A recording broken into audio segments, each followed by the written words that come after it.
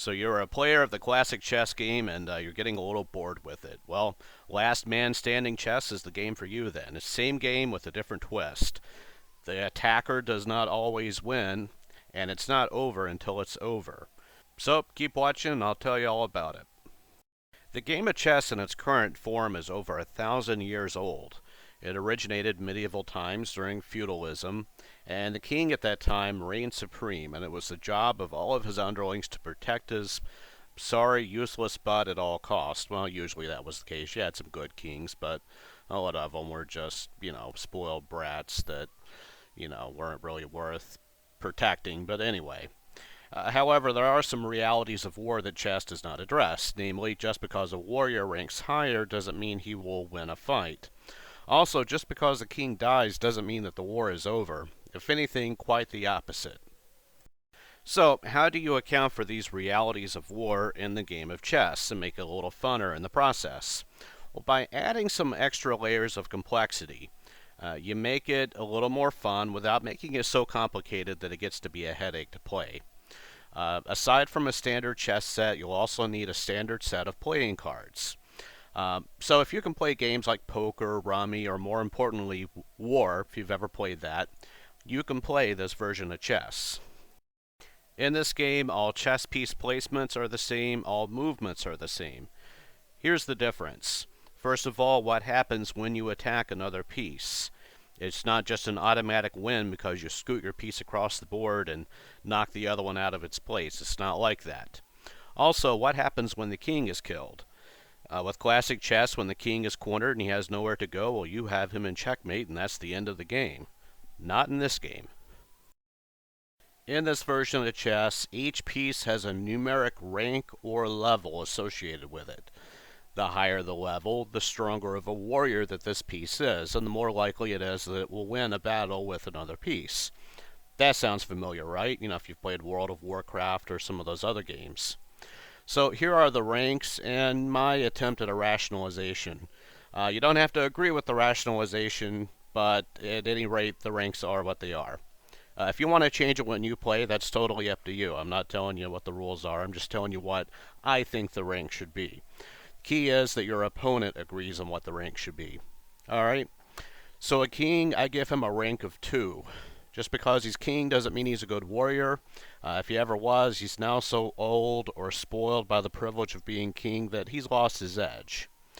Now the queen, on the other hand, as you know from playing chess, she has always been just the stuff. She has a rank of 3. Not only does she fight very well, but she also gets around the board a lot better than that old king. The knight, of course, in real life, a knight is a trained career warrior. He's like a Jedi Knight. So we're going to give him a rank of 3. A bishop, though crafty and politically powerful, he's not as handy with a sword, so that balances him out at 2. A rook, well, it's a little hard to figure out exactly what a rook is or ever was. They believe it was originally a chariot or perhaps a siege tower. Since it's just as strategically valuable as a bishop, it has similar movements except it goes in straight lines instead of diagonally, I gave it that same rank, 2. Now pawns, these are the grunt level general infantry expendables that hold the lowest rank, so they get a 1. Now how does that rank affect a battle between two pieces on the board? Well, that's where playing cards come into use. If you've ever played the card game War, this should make sense to you. See, in war, when two people draw the cards, whoever has the highest card wins the hand. When one piece attacks another in last man standing chess, their rank determines how many cards are drawn for them in that battle. So generally speaking, a higher ranking piece will have the advantage in a battle, but it certainly does not mean that it is guaranteed to win that fight, just like in real life. In the event of a tie, each player keeps drawing additional cards until that tie is broken. Once again, just like in war. Now, numbered cards count as their face number values, obviously, but face cards count as such. A jack is ranked at 11, a queen is 12, a king is 13, and an ace is 14. So let me give you an example. Let's say that you scoot your queen across the board to attack the other player's rook. Notice I said attack, not take. You will draw 3 cards because your queen has a rank of 3. The other player will draw 2 cards since that rook has a rank of 2.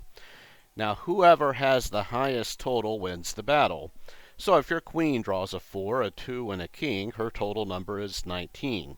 If your opponent draws a 10 and a jack, their total is 21, and their rook just killed your queen. Does that make sense? So this has nothing to do with who attacked who. It's all about who won the battle. Here's another example. Let's say that your bishop attacks the other player's king. You both draw 2 cards each because both pieces have a rank of 2. Let's say that you draw a 7 and a 4. Your opponent draws an 8 and a 3. You've tied at 11. Okay, so now you each draw an additional card. You draw a jack and your opponent draws a 2. You just killed his king. Well, wait a minute. Well, if the king is dead, then what? In this version of chess, the terms check and checkmate have no meaning. If the king is threatened by another piece, he can stand his ground and he can fight. And he can also die in the process. And so there is an order of succession to take place when that happens. In real life, when a king or a leader is killed or dies, he is always replaced with a new leader, usually in some sort of orderly succession that has been determined ahead of time. So that is the case with this version of chess. First of all, the queen is considered the new leader if the king is killed.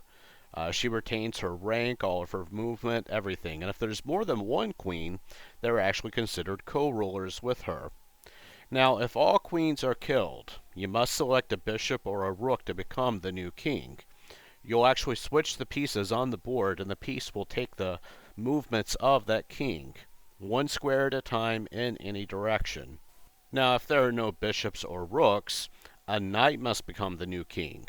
And so the same thing, you take the knight piece off the board, you put the king piece on, and it loses its rank. It's now a rank 2 instead of a 3, and it has to move like a king, 1 square at a time in any direction. As with regular chess, pawns that reach the other side of the board become queens. And once again, if there's a queen, either the original or a promoted pawn, there's no need to appoint a new king if and when he is killed. Now, if only pawns are left on the board, then a pawn must become king, and actually in that case he is promoted in rank and movements accordingly. So no matter what, there is always a new leader until there's no one left to promote. Hence the name of the game, Last Man Standing Chess. So then, how does the game end? Well, it's not over till it's over. Like real war, this isn't about capturing the king and cutting the metaphorical head from the snake. No, there's always going to be somebody to take his place. The way you win in a real war is by taking away the other side's ability or will to fight. However, as with many conflicts in the past, sometimes the other side doesn't go down until the bitter end. So ultimately, the game ends when either your opponent gives up and resigns, or his last piece has been killed. So actually, in theory, you could be down to 1 piece, he could be greatly outnumbered, and still somehow pull out a victory if he gets the right cards. It's unlikely, but it's possible, and that's part of the fun of this version of chess. So try it out, tell me how you like it.